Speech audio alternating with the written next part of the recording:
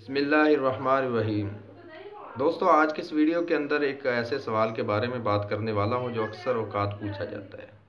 سوال یہ ہے کہ کیا آکسیجن لگانے سے کسی مریض کو سانس کی بیماری ہو یا اس طرح کوئی مسئلہ ہو جائے، روزے دار ہو، تو کیا آکسیجن لگانے سے اس کا روزہ ٹوٹ جاتا ہے؟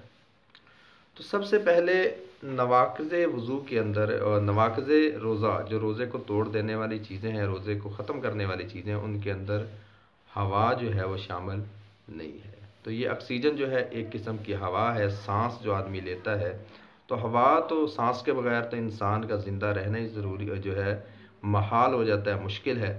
تو اس لیے یہ آکسیجن بھی ایک قسم کی ہوا ہے، اور ہوا کے اندر جانے سے انسان کا روزہ بالکل بھی نہیں ٹوٹتا، نہ ہی اس کے اندر کوئی ایسی دوا شامل ہوتی ہے جو خوراک کا ذریعہ بنے، نہ اس کے اندر کوئی ایسی چیز ہوتی ہے جو معدے کے اندر جا کر غذائیت اختیار کر لے۔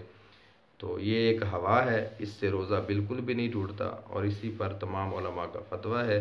تو اللہ رب العالمین سے دعا ہے کہ حق بات کو سمجھ کر اس کے اوپر عمل کرنے کی توفیق عطا فرمائے۔ وما توفیق الا باللہ۔